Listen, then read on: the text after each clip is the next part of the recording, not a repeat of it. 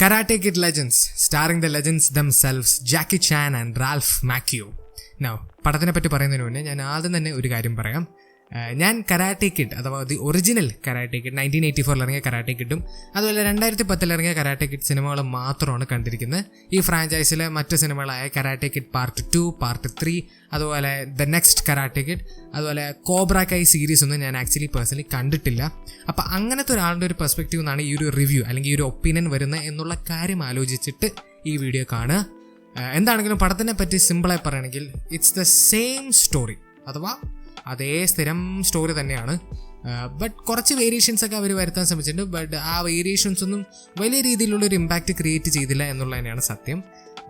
But it's the same story അഥവാ ഒരു totality എടുത്ത് നോക്കുമ്പോൾ അതേ സെയിം പാറ്റേണും സെയിം വൈബുള്ളൊരു സ്റ്റോറി തന്നെയാണ് ഈ ഒരു സിനിമയ്ക്കും. ബട്ട് അതും പറഞ്ഞ ഇതൊരു മോശം സിനിമയല്ല. It's a very fun movie.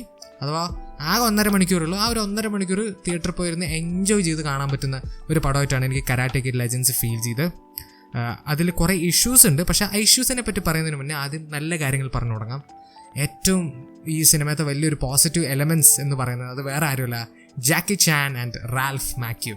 I mean പേര് സജസ്റ്റ് ചെയ്യുന്ന പോലെ തന്നെ അവർ ലെജൻസ് ആണ് മാൻ. അവർ സ്ക്രീനിൽ വരുമ്പോൾ കിട്ടുന്ന ആ ഒരു ഫീൽ ഉണ്ടല്ലോ, അത് ആ ഒരു ഹൈ ഉണ്ടല്ലോ, അതുപോലെ അവർ രണ്ടുപേരും തമ്മിലുള്ള ആ ഒരു ഡൈനാമിക് അത് ഭയങ്കര രസമായിരുന്നു കേട്ടോ. അപ്പോൾ അവർ രണ്ടുപേരും തമ്മിൽ കുറച്ച് ഹ്യൂമർ പരിപാടികളൊക്കെ ഉണ്ട്. അതൊക്കെ ശരിക്കും നന്നായി വർക്കായി. ഞാൻ നന്നായി എൻജോയ് ചെയ്തു. അവർ രണ്ടുപേരും സ്ക്രീനിൽ വന്നപ്പോൾ നല്ല രസമായിരുന്നു പടം. അതുപോലെ തന്നെ ഈ പടത്തിൻ്റെ പുതിയ കരാട്ടെ കിഡ് ബെൻ വാങ് അല്ലെങ്കിൽ ബെൻ വോങ് എന്നുള്ള പേരാണ് ആക്ടറിൻ്റെ പേര്. നല്ല തന്നെ ആയിരുന്നു, നല്ല പെർഫോമൻസ് തന്നെയായിരുന്നു. പെർഫോമൻസ് വൈസ് എല്ലാവരും നല്ല പെർഫോമൻസ് ആയിരുന്നു. പിന്നെ മേക്കിങ്ങിലേക്ക് വരുമ്പോഴും നല്ല മേക്കിംഗ് തന്നെയാണ്. പടത്തിൻ്റെ വൈബിനോട് സെറ്റായിട്ടുള്ള വിഷ്വൽസ് ആയിട്ട് എനിക്ക് ഫീൽ ചെയ്തത്. എനിക്ക് ആകെ ഒരു പോരായ്മ മേക്കിങ്ങിൽ പറയുകയാണെങ്കിൽ പടത്തിൻ്റെ സെക്കൻഡ് ഹാഫിലേക്ക് അഥവാ ട്രെയിനിങ്ങിൻ്റെ മോണ്ടാജ് സീൻസും അതുപോലെ കോമ്പറ്റീഷൻ്റെ കുറച്ച് മോണ്ടാജ് സീക്വൻസസിലേക്കൊക്കെ വരുമ്പോൾ അവർ കുറച്ച് എഡിറ്റിംഗ് പരിപാടികളൊക്കെ ചെയ്യുന്നുണ്ട്. അതുപോലെ കുറച്ച് ആനിമേഷനും കാർട്ടൂൺ ടൈപ്പ് പരിപാടികളൊക്കെ. അതുപോലെ ഈ സിറ്റി ഷോട്ട്സ് ഉണ്ട് അഥവാ ആ മോണ്ടാജ് സീക്വൻസിൽ കേട്ടോ വളരെ ക്വിക്കായിട്ടുള്ള സിറ്റി, ഭയങ്കര ക്വിക്കായിട്ട് എഡിറ്റ് ചെയ്ത കുറേ സിറ്റി ഷോട്ട്സ് ഉണ്ട്. അതൊക്കെ എനിക്ക് സത്യം പറഞ്ഞാൽ ഈ നിക്കലോഡിയനിലൊക്കെ വരുന്ന TV ചാനൽ പ്രോഗ്രാംസ് ഇല്ലേ അതിൻ്റെയൊക്കെ ഒരു വൈബ് സത്യം പറഞ്ഞാൽ ചെറുതായി തന്നു. അത് മാത്രമേ എനിക്ക് മേക്കിങ്ങിൽ ഒരു പോരായ്മയായിട്ട് തോന്നുന്നു. Other than that making wise the movie is great.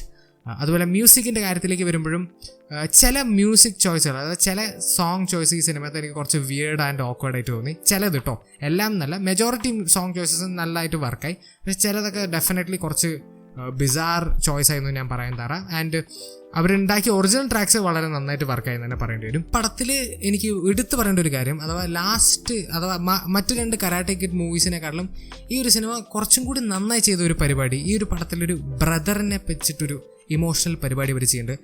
അത് പടത്തിലൊരു പുതിയൊരു ലെയർ ആഡ് ചെയ്തു, ഒരു ഇമോഷണൽ ഡെപ്ത് പടത്തിൽ കുറച്ചും കൂടി ആഡ് ചെയ്തു. അതെനിക്ക് നല്ലൊരു അഡീഷനായിട്ടാണ് ഫീൽ ചെയ്ത്. ബട്ട് ആ ഒരു ഫാക്ടറിനെ എടുത്ത് മാറ്റി വെച്ച് കഴിഞ്ഞാൽ ബാക്കിയുള്ള എല്ലാ ആസ്പെക്ട്സിലും easily karate kid legends number 3 സ്പോട്ടിൽ തന്നെ ആയിരിക്കും. ഇനി ഈ പടത്തെ ഇഷ്യൂസിലേക്ക് വരികയാണെങ്കിൽ ആദ്യം തന്നെ എടുത്തു പറയേണ്ടത്, നിങ്ങൾ ഈ ഒരു സിനിമ കാണാൻ പോകുമ്പോൾ റാൽഫ് മാക്യുവിനെ കാണണം എന്നുള്ള പ്രതീക്ഷയോടാണെങ്കിൽ പോകുകയാണെങ്കിൽ ആ പ്രതീക്ഷ എടുത്ത് മാറ്റി വെച്ചോ.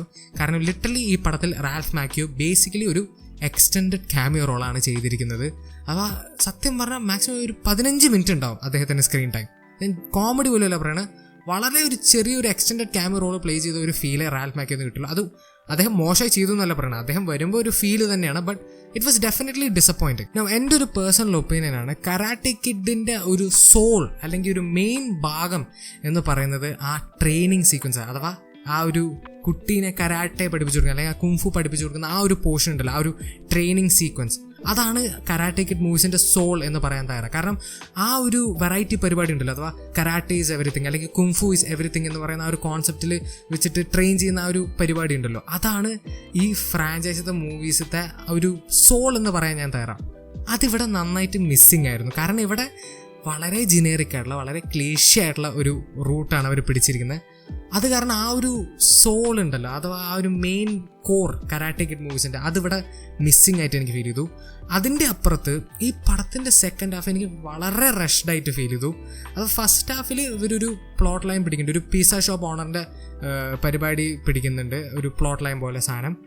അത് നമുക്കൊരു പോയിന്റ് എത്തുമ്പോൾ മനസ്സിലായി ഇത് എവിടേക്കാണ് പോകാൻ പോകുന്നത്, എങ്ങനെ പോയിട്ട് അവസാനിക്കും. അപ്പോൾ നമ്മുടെ മെയിൻ ക്യാരക്ടർ ഇങ്ങനത്തെ ഒരു ഡിസിഷൻ എടുക്കും, എന്നിട്ട് അത് ഇതിലേക്ക് ലീഡ് ചെയ്യും.